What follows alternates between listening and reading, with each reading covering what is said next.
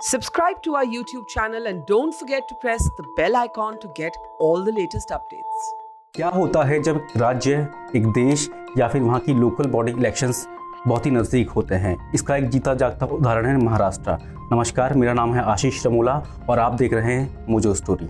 कुछ दिनों से महाराष्ट्र की राजनीति में एक उबाल आ रखा है, जिसका कारण है वहाँ पर होने वाले बीएमसी के चुनाव। महाराष्ट्र नवनिर्माण सेना के प्रमुख राज ठाकरे ने सरकार को चेतावनी दी कि वो 3 मई की तारीख से पहले धार्मिक स्थलों से लाउडस्पीकर हटवा दे।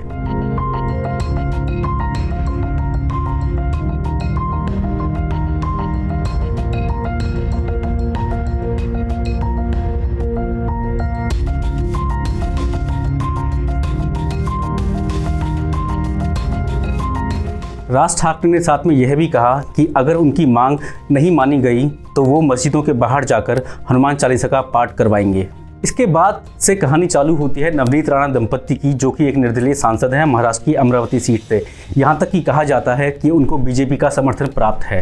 नवनीत राणा और उनके पति ने यह धमकी दी कि वो मातोश्री के बाहर जाकर हनुमान चालीसा का पाठ करेंगे, जो कि एक निजी निवास स्थान है महाराष्ट्र के मुख्यमंत्री उद्धव ठाकरे का।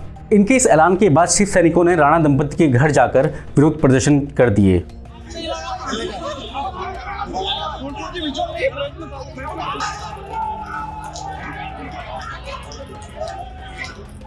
बाद में मुंबई पुलिस ने दोनों पति और पत्नी को राजद्रोह की धारा के अंतर्गत गिरफ्तार कर लिया।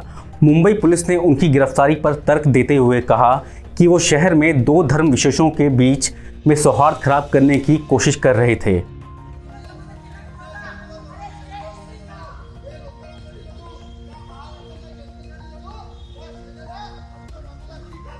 दंपति को कोर्ट द्वारा 14 दिनों की न्यायिक हिरासत में भेज दिया गया है। उसी दौरान जब भाजपा के नेता किरीट सोमैया उनसे जेल में मिलने को पहुंचे तो उन पर एक हमला हुआ, जिसका जिम्मेदार वो शिव सैनिकों को मानते हैं। महाराष्ट्र के पूर्व मुख्यमंत्री देवेंद्र फडणवीस ने दावा किया कि नवनीत राणा और उनके पति को पुलिस ने उनके दलित होने की वजह से पानी तक नहीं पिलाया। इल्लीगली उनको अरेस्ट तो किया ही जाता है।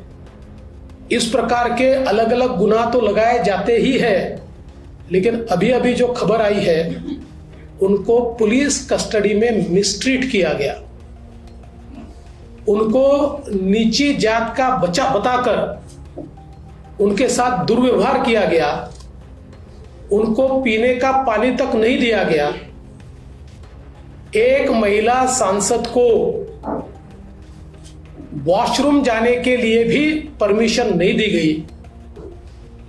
इस प्रकार से बदले की भावना से महाराष्ट्र में इससे पहले हमने कभी कार्रवाई नहीं देखी।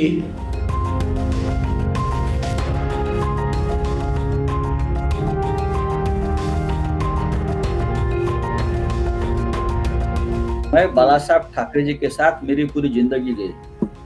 मुझे मालूम है कब क्या बोलना चाहिए और क्या रखना है। और हम ऐसे लोग हैं, हम भगोड़े नहीं है। जो मैंने कहा है मैं उसके ऊपर कायम हूँ। मैं इनकार या ये कर रहे नहीं, मुझे ये नहीं कहना था, मेरा बोलने का मतलब ये था, नहीं। वहीं शिवसेना के नेता संजय राउत ने हमसे बात करते हुए बताया कि नवनीत राणा का जाति प्रमाण पत्र फर्जी है। आपको मैं बताना चाहता हूँ कि ये जो लेडी है एमपी, जिसका कास्ट सर्टिफिकेट बोगस है, उसने बोगस कास्ट सर्टिफिकेट के ऊपर चुनाव लड़ा है। ये सबको मालूम है। हाईकोर्ट में ये मामला चला, हाईकोर्ट में उसका ऊपर स्ट्रिक्चर पास किया है। हाईकोर्ट ने ये प्रूव किया है, प्रूव हुआ है कि उसका कास्ट सर्टिफिकेट ही बोगस है। फिलहाल मामला बॉम्बे हाई कोर्ट में लंबित है और फैसला आने तक हमको इसका इंतजार करना पड़ेगा।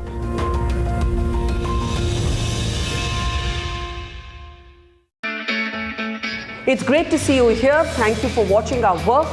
If you haven't subscribed yet, don't forget to click the bell icon and subscribe to Mojo Story and support independent, robust journalism.